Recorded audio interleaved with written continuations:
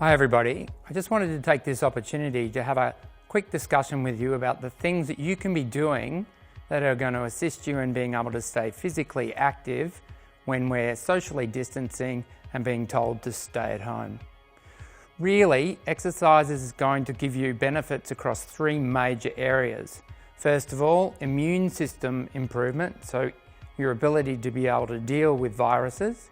Secondly, an important maintaining your mobility, and as we age, mobility is one of the issues that we face. Thirdly, falls prevention, ensuring that you have the leg strength and the balance so that you're not going to fall over. And finally, an area that we don't talk too much about is our mental health. And now we're cooped up in home, this is now becoming a real issue that we have to address. In terms of improving your immune function, the research is very clear. Doing aerobic exercise, going for a brisk walk, is far better for you than doing resistance-based exercises.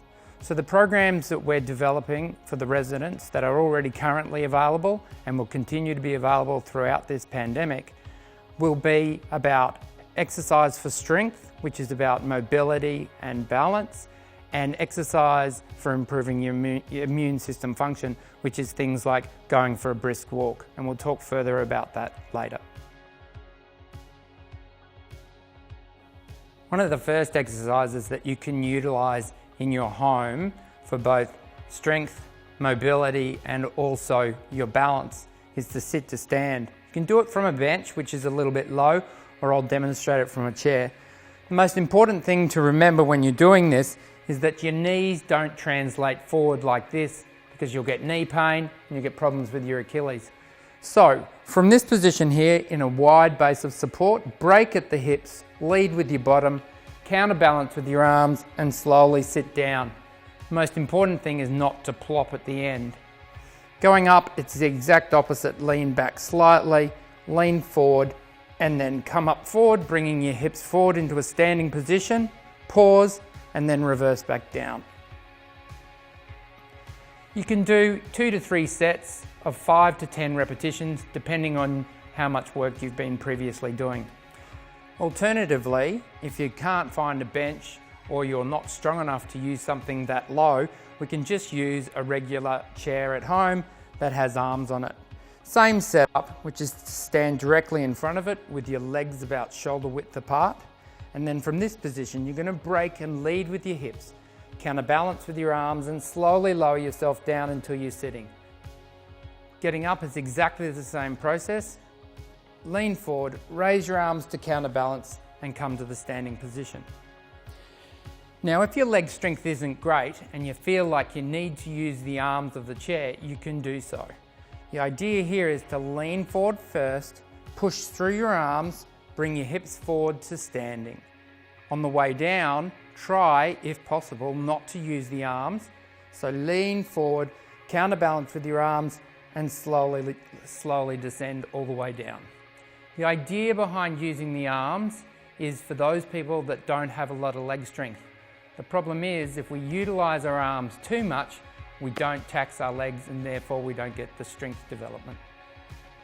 So another great exercise is simply the calf raise, which is going up onto your toes.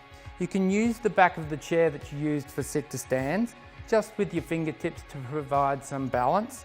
Lean forward onto the balls of your feet, go up onto your toes, pause, and then come back down slowly. And you can do a number of repetitions with this.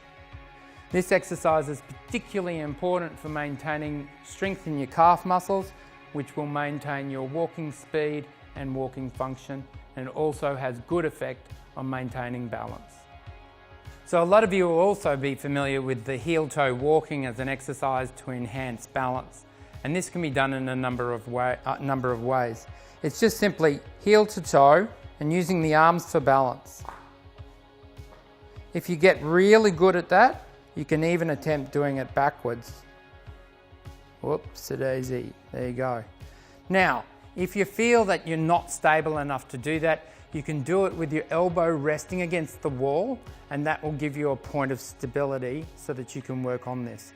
That combination of exercises, the sit to stand, the calf raises, and the balance are a really simple little routine that you can do on a daily basis.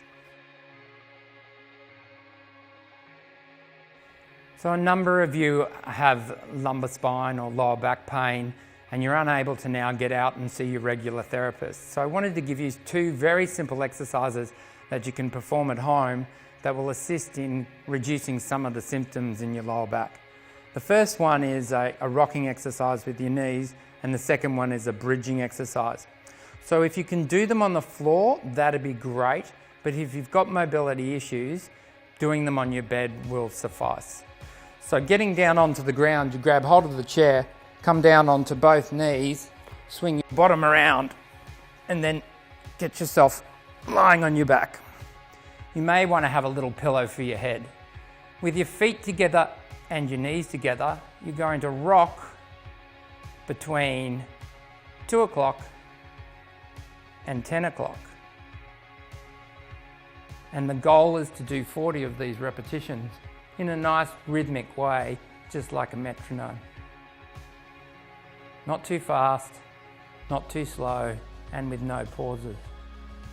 And the objective is to try and get 40 repetitions where 1, 2, 3, 4 until you've achieved 40. The second exercise that's particularly great for lower back is the bridge. So you widen up your stance, you put the weight through your heels like this, you tighten up your pelvic floor and your abdominals, and then you literally lift up until you see a nice straight line between your thighs and your shoulders. Come back down, pause, reset everything, and go again. This exercise is super important for activating the glutes, which often switch off with people with lower back pain.